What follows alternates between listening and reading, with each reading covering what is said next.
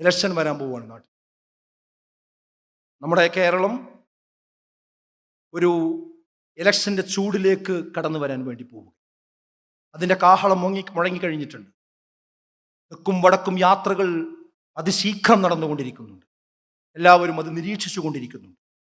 ഈ വിഷയത്തിലും വിശ്വാസികൾക്ക് കൃത്യമായ കാഴ്ചപ്പാടുകൾ ഉണ്ടാവണം, നിലപാടുകൾ ഉണ്ടാവണം. രാഷ്ട്രീയം എന്ന് പറയുമ്പോൾ ചില ആളുകൾക്ക് ഒരു ധാരണയുള്ളത് അത് രാഷ്ട്രീയക്കാർക്ക് മാത്രം ബാധകമാണ്. നമ്മളൊക്കെ മതത്തിൻ്റെ ആളുകളല്ലേ, നമ്മളൊക്കെ മതസംഘടനയുടെ ആളുകളല്ലേ, നമ്മളെ പള്ളിയത്തെ ആൾക്കാരല്ലേ, നമ്മൾ മൗലവിയല്ലേ, നമുക്കൊന്നും അതിലൊരു റോളും ഇല്ല. ആ ധാരണ തിരുത്തണം. രാഷ്ട്രീയം എന്ന് പറഞ്ഞാൽ എന്താ? രാഷ്ട്രവുമായി ബന്ധപ്പെട്ടത് എന്നതാണ്. ഇവിടെയുള്ള നമ്മുടെ ജീവിതത്തിലെ രാവിലെ മുതൽ രാത്രി വരെയുള്ള, തൊട്ടിൽ മുതൽ കട്ടിൽ വരെയുള്ള സകല വിഷയങ്ങളിലും ഇടപെടുന്ന നയനിലപാടുകൾ രൂപപ്പെടുത്തുന്ന സംവിധാനത്തിന്റെ പേരാണ് രാഷ്ട്രീയം എന്ന് പറയുന്നത്. അതിനുണ്ട് ആ തീരുമാനങ്ങൾ ഉണ്ടാകുന്ന സ്ഥലത്തിന്റെ പേരാണ് പാർലമെന്റ് എന്ന് പറയുന്നത്. ആ തീരുമാനങ്ങൾ കൊണ്ടുവരുന്ന സ്ഥലത്തിന്റെ പേരാണ് നിയമസഭ എന്ന് പറയുന്നത്.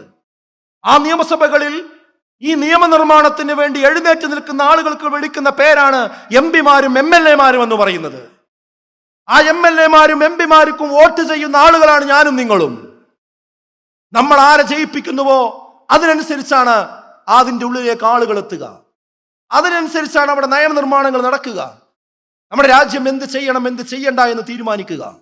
അപ്പൊ അതിൻ്റെ ഉള്ളിലേക്ക് പോണ ആളുകൾ ആരായിരിക്കണമെന്ന ബോധ്യം ഇവിടേക്ക് ഓരോരുത്തർക്കും കൃത്യമായ വ്യക്തത വേണം. ഇല്ലെങ്കിൽ എന്താ സംഭവിക്കുക എന്നറിയോ? അത് നമ്മുടെ ജീവിതത്തിന്റെ സ്വൈര ജീവിതത്തെ ബാധിക്കും, നമ്മുടെ വികസനത്തെ ബാധിക്കും, നമ്മുടെ സമാധാന ജീവിതത്തെ ബാധിക്കും, അതിലപ്പുറം നമ്മുടെ സംസ്കാരത്തിന്റെ നിലനിൽപ്പിനെ ബാധിക്കും. ഞാൻ നേരത്തെ പറഞ്ഞു, നമ്മുടെ സിദ്ധാന്തം, നമ്മുടെ രാജ്യത്തിന് സർക്കാരിന് മതം പാടില്ല, പൗരന്മാർക്ക് മതമാകാം എന്നതാണ് നമ്മുടെ തത്വം. പക്ഷെ അതൊക്കെ അട്ടിമറിച്ചുകൊണ്ടിരിക്കുകയാണ് അല്ലേ? ഇന്ന് മതപരിവർത്തന നിരോധന നിയമം 12 സംസ്ഥാനങ്ങളിൽ നടപ്പാക്കിയ രാജ്യത്തിന്റെ പേരാണ് ഇന്ത്യ എന്ന് പറയുന്നത്. അതേ രാജ്യത്ത് തന്നെ മതസ്വാതന്ത്ര്യത്തിന് അവകാശവുമുണ്ട്, മതപ്രബോധനത്തിന് അവകാശമുണ്ട്. മതം വിശ്വസിക്കാൻ മാത്രമല്ല, ആചരിക്കാൻ മാത്രമല്ല, അത് പ്രബോധനം ചെയ്യുവാൻ അവകാശം ഭരണഘടനയിൽ നൽകുന്ന ഒരു രാജ്യത്തിന്റെ പേരാണ് ഇന്ത്യ എന്ന് പറയുന്നത്. അപ്പൊ മതം പ്രചരിപ്പിക്കുക, പ്രഘോഷിപ്പിക്കുക ഒക്കെ ചെയ്യാം. അത് കേട്ടുങ്ങാണ്ട് ഒരാളെ ഒരു മതത്തിൽ നിന്ന് വേറൊരു മതത്തേക്ക് മാറിയ കുറ്റായി. അപ്പൊ ആ നിയമങ്ങൾ തമ്മിൽ വ്യത്യാസമല്ലേ? ഇതെന്തിനായി ഇത് നിയമം ഉണ്ടാക്കുന്നത്? മതപ്രബോധനം തന്നെ തെറ്റാണെന്ന് കൊണ്ടുവരാൻ വേണ്ടിയാണ് ആദ്യം അതിന്റെ വാതിലടക്കുന്നത്. ഇപ്പൊ ഇതിന്റെ പബ്ലിസിറ്റി കംപ്ലീറ്റ് നാട്ടിൽ കൂടി കൊടുത്തു. റമദാൻ വിജ്ഞാനവേദിന്റെ പബ്ലിസിറ്റി കംപ്ലീറ്റ് കൊടുത്തു. എന്നിട്ട് രാവിലെ എല്ലാവരും വന്ന് നോക്കുമ്പോൾ വാതിലൊക്കെ അടച്ചാണ്. പിന്നെന്തിനാ പബ്ലിസിറ്റി കൊടുത്ത്? അതുപോലെ ഇവിടെ ഏതൊരാൾക്കും അവനവന്റെ മതം പ്രചരിപ്പിക്കാനുള്ള അവകാശം ഇവിടെ ഉണ്ട്. അത് കേട്ടുകാണ്ട് ഒരാൾക്ക് മാറാൻ പാടില്ല, മാറിയ കുറ്റായി. ഈ നിയമം എവിടുന്ന് പാസ്സാക്കിയതാ? നിയമസഭകളിൽ പാസ്സായതാണ് അല്ലേ? ഈ പറഞ്ഞ MLA-മാർ ഇരിക്കുന്നിടത്ത് പാസ്സാകുന്നതാണ്. അപ്പൊ ആ MLA-മാർ ആ രീതിയിൽ ചിന്തിക്കുന്ന MLA-മാരായതുകൊണ്ടാണത്. ഏത് വിഷയം അങ്ങനെ അല്ലാത്തത്? പൗരത്വ ഭേദഗതി നിയമം, മുസ്ലിമീങ്ങൾക്ക് മാത്രം പൗരത്വം കൊടുക്കാൻ പാടില്ല. ആ നിയമം ചുട്ടെടുത്തത് എവിടെയാണ്? പാർലമെന്റിലാണ്. MP-മാർ ഇരിക്കുന്നിടത്ത് ചുട്ടെടുക്കപ്പെട്ട നിയമമാണ്. വഖഫ് നിയമം എവിടെ പാസ്സാക്കപ്പെട്ടതാ? പാർലമെന്റിൽ പാസ്സാക്കപ്പെട്ടതാണ്. ആ വഖഫ് നിയമം ബാധിക്കുന്നത് ആരെയാ? നമ്മുടെ മുൻഗാമികൾ പള്ളിക്കും മദ്രസിനും മറ്റുമായി വഖഫ് ചെയ്ത സ്വത്തിനെയാണ് ഇത് ബാധിക്കുന്നത്. ഇത് മതത്തെ ബാധിക്കുന്നില്ല എന്നാണോ പറയുന്നത്? ഒരു പള്ളി ഉണ്ടാക്കണമെങ്കിൽ പെർമിഷൻ വേണം. ആ പെർമിഷൻ അനുവദിക്കേണ്ടത് ആരാ? പണ്ട് കലക്ടറായിരുന്നു. ആ കലക്ടർ അനുവദിക്കുന്നതിൽ ഒരുപാട് പ്രശ്നങ്ങൾ ഉണ്ടായിരുന്നു. അത് രാഷ്ട്രീയമായ നിരന്തരമായ ഇടപെടലിന്റെ ഭാഗമായിട്ടാണ് ഇപ്പൊ അത് പഞ്ചായത്തിന് വേണ്ടി അനുവദിക്കപ്പെട്ടത്. അതാരാ ആ നിയമം ഉണ്ടാക്കുന്നത്? ആരാണ് ആ ചർച്ച കൊണ്ടുവരുന്നത്? പഞ്ചായത്തിൽ നമ്മൾ ജയിപ്പിക്കുന്ന മെമ്പർമാരാണ്. അപ്പൊ അതാരാകണമെന്ന് നമുക്ക് ധാരണ വേണ്ടേ? ഇതൊന്നും നമ്മളെ വിഷയമല്ല എന്ന് പറയാൻ പറ്റുമോ? പറ്റില്ല. ഇനിയുള്ള കാലത്ത് ഇതൊക്കെ വളരെ ഗൗരവപ്പെട്ട വിഷയം തന്നെയായി നമ്മൾ മനസ്സിലാക്കേണ്ടതുണ്ട്. അരാഷ്ട്രീയവാദത്തിനും അവിശുദ്ധ രാഷ്ട്രീയത്തിനും എതിരാണ് നമ്മൾ. നമുക്ക് അരാഷ്ട്രീയവാദമില്ല, രാഷ്ട്രീയമുണ്ട്. അതോടൊപ്പം രാഷ്ട്രീയ അഴുക്കുചാലുകളിൽ നീന്താൻ പാടില്ല. നമ്മുടെ വ്യക്തിത്വം കളഞ്ഞു കുളിച്ചുകൊണ്ട് അഴിമതിക്കും സ്വതന്ത്ര പക്ഷപാതിത്വത്തിനും അതുപോലെയുള്ള രാഷ്ട്രീയ അഭ്യാസങ്ങൾക്കും ഒരിക്കലും ഒരു വിശ്വാസി നിന്നു കൊടുക്കാൻ പാടില്ല. ഇതാണ് ഈ വിഷയത്തിൽ നമ്മൾ എടുക്കേണ്ട നയം എന്ന് പറയുന്നത്. രാഷ്ട്രീയ നിലപാട് പ്രത്യേകിച്ച് മുജാഹിദ് പ്രസ്ഥാനത്തെ സംബന്ധിച്ചിടത്തോളം അന്നും ഇന്നും എന്നും ഒന്ന് തന്നെയാണ്.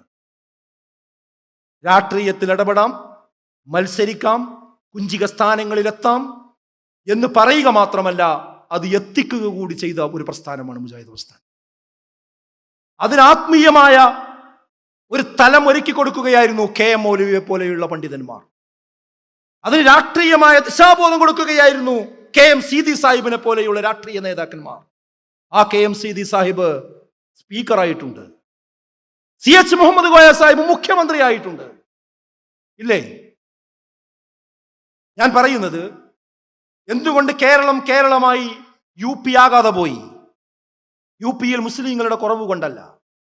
അവിടെ ഒരു KM മൗലവി ഉണ്ടായില്ല, അവിടെ ഒരു KM സീതി സാഹിബ് ഉണ്ടായില്ല, അവിടെ രാഷ്ട്രീയ സംഘാടനം ഉണ്ടായില്ല, അവിടെ ഒരു സാമുദായിക സംഘാടനം ഉണ്ടായില്ല, അവിടെ മുസ്ലിമീങ്ങൾക്ക് രാഷ്ട്രീയ ഇച്ഛാശക്തി ഉണ്ടായില്ല. നിങ്ങൾ പന്തായാൽ മതി, ടീമാകരുത് എന്നാണ് നമ്മളോട് പറഞ്ഞുകൊണ്ടിരിക്കുന്നത്. ഞങ്ങൾക്ക് പരസ്പരം അങ്ങോട്ടും ഇങ്ങോട്ടും തട്ടിക്കളിക്കാനുള്ള ഒരു പന്തായാൽ മതി മുസ്ലിം സമുദായം. നിങ്ങൾ സ്വന്തം സംഘടിക്കാൻ പാടില്ല, നിങ്ങൾ സ്വന്തം രാഷ്ട്രീയ പാർട്ടികൾ ഉണ്ടാക്കാൻ പാടില്ല, നിങ്ങൾ സാമുദായികമായി സംഘടിക്കാൻ പാടില്ല. കാരണം അങ്ങനെ സംഘടിച്ചാൽ പ്രശ്നമാണ്, അപ്പം നിങ്ങൾ തീവ്രവാദികളായി മാറും. ഇതാണ് പുതിയ ആഖ്യാനം. ശരിയല്ല അത്. ഇവിടെ എല്ലാ സമുദായത്തിനും സംഘടിക്കാം, ജനാധിപത്യ രീതിയിൽ സംഘടിക്കാം, എല്ലാവരും സംഘടിക്കുകയും ആവശ്യങ്ങൾ ചോദിക്കുകയും ചെയ്തുകൊണ്ടിരിക്കുന്നുണ്ട്. അത് മുസ്ലിം സമുദായത്തിനും അവകാശം. ഇതൊക്കെ തിരിച്ചറിഞ്ഞുകൊണ്ട് തന്നെ നമ്മൾ മുന്നോട്ട് പോകുവാൻ നമുക്ക് കഴിയണം. അതുകൊണ്ട് ഞാൻ പറയുന്നത്, രാഷ്ട്രീയം നമ്മൾ അന്നും മത്സരിക്കാന്ന് പറഞ്ഞവരാണ്, ഇടപെടാന്ന് പറഞ്ഞവരാണ്, ഇന്നും അത് തന്നെ പറയുന്നു. പക്ഷേ രാഷ്ട്രീയത്തിൽ പോളിസികൾ മാറാം, നയങ്ങൾ മാറാം. അത് സന്ദർഭത്തിനും സാഹചര്യത്തിനും അനുസരിച്ച് മാറിക്കൊണ്ടിരിക്കും. എന്നാൽ ചില ആളുകൾക്ക് പണ്ട് ഇതൊക്കെ ഹറാമായിരുന്നു, പാടില്ലെന്ന് പറഞ്ഞവരായിരുന്നു. അവർക്ക് ഒരുപക്ഷെ ആദർശത്തിൽ മാറ്റം വരുത്തേണ്ടി വരും. നമുക്ക് അങ്ങനത്തെ ഒരു വിഷയമേ ഈ വിഷയത്തിൽ. വളരെ സസ്റ്റൈനബിളായ, സന്തുലിതമായ ഒരു സമീപനമാണ് ഈ വിഷയത്തിൽ നമ്മൾ സ്വീകരിച്ച് മുന്നോട്ട് പോയിക്കൊണ്ടിരിക്കുന്നത്. ഒരു വിശ്വാസിക്ക്, രാഷ്ട്രീയത്തിൽ ഇടപെടുന്ന ഒരു വിശ്വാസിക്ക് ഒരിക്കലും അവന്റെ പാർട്ടി താല്പര്യങ്ങളല്ല ഒന്നാമതായി ഉണ്ടാവുക. തൻ്റെ മതവിശ്വാസത്തിന് പോറലേൽപ്പിക്കുന്ന ഒരു നിലപാടും അവൻ സ്വീകരിക്കുകയില്ല. താൻ വിശ്വസിക്കുന്ന രാഷ്ട്രീയ പാർട്ടി താൻ ഉൾക്കൊള്ളുന്ന മതത്തിന് എതിരായി, സംസ്കാരത്തിന് എതിരായി എങ്ങാനും പ്രവർത്തിച്ചാൽ അവിടെ പാർട്ടി താല്പര്യത്തിനല്ല ഒരു വിശ്വാസി താല്പര്യം കൊടുക്കേണ്ടത്, മുൻഗണന കൊടുക്കേണ്ടത് തൻ്റെ വിശ്വാസ സംരക്ഷണത്തിനായി. എൻ്റെ നേതാവ് പറഞ്ഞു, എൻ്റെ നേതാവ് പ്രസംഗിച്ചു, എൻ്റെ നേതാവ് കൊണ്ടുവന്ന നയമാണ്, അത് ഇസ്ലാമിനെതിരാണെങ്കിൽ മുസ്ലിം എന്ന നിലയ്ക്ക് ഞാനത് അംഗീകരിക്കില്ല എന്ന് പറയാൻ ത്രാണി ഉണ്ടാകണം. അപ്പോഴാണ് ഞാൻ ശരിയായ മുസ്ലിം ആവുക. അത് പറയാനും പ്രകടിപ്പിക്കാനും ഇന്ത്യ രാജ്യത്തിന് അവകാശമുണ്ട്. അപ്പോഴേക്കും നമ്മൾ തീവ്രവാദിയാവില്ല. ആ ഒരു ബോധത്തോടു കൂടിയായിരിക്കണം നമ്മൾ മുന്നോട്ട് പോകേണ്ടവർ. അപ്പൊ നമ്മുടെ രാഷ്ട്രീയം എന്ന് പറയുന്നത് വികസനത്തിനോടൊപ്പം നിൽക്കുക, നമുക്ക് സമാധാനമുള്ളൊരു നാടുണ്ടാകുക, വർഗീയതയ്ക്കെതിരെ സംസാരിച്ചു കൊണ്ടിരിക്കുക, അതോടൊപ്പം നമ്മുടെ മതവിശ്വാസത്തിന് പോറലേൽക്കാത്ത നിയമങ്ങൾ ഇവിടെ ഉണ്ടാവുകയും വേണം. ഈ നിലപാടിൽ ഉറച്ചു നിന്നുകൊണ്ടായിരിക്കണം നമ്മൾ രാഷ്ട്രീയവുമായി മുന്നോട്ട് പോകേണ്ടത്. ഇതിനെ എങ്ങാനും വേദനിപ്പിച്ചാൽ, അത് ഏത് രാഷ്ട്രീയ പാർട്ടികളാണെങ്കിലും, ഈ ഒരു മതപ്രബോധനത്തെയും അതിൻ്റെ മതവിശ്വാസികളെയും അവരെ തീവ്രവാദികളാക്കാനും അവരെ കുഴപ്പക്കാരാക്കാനും ആര് പരിശ്രമിച്ചാലും അത് തിരിച്ചറിയാനുള്ള വിവേകം വിശ്വാസികൾക്ക് ഉണ്ടാവുകയും വേണം. അവിടെ രാഷ്ട്രീയ താല്പര്യങ്ങൾക്കല്ല നമ്മൾ പ്രാധാന്യം കൊടുക്കുക. ഈ ഒരു രൂപത്തിലായിരിക്കണം നിലപാടുമായി നമ്മൾ മുന്നോട്ട് പോകേണ്ടത്. വഅദല്ലാഹുല്ലദീന ആമനൂ മിൻകും വഅമിലുസ് സ്വാലിഹാത്ത് എന്ന് തുടങ്ങുന്ന വിശുദ്ധ ഖുർആനിലെ ആ ആയത്ത് നമ്മളെല്ലാവരും ഈ രംഗത്ത് ഓർത്തു വെക്കണമെന്നാണ് എനിക്ക് സൂചിപ്പിക്കാനുള്ളത്. എന്താണ് 3 കാര്യങ്ങൾ അള്ളാഹു ഓഫർ ചെയ്യാണ്? നിങ്ങൾക്ക് ഞാൻ വാഗ്ദാനം നൽകിയിരിക്കുന്നു. എന്താ 3 കാര്യം?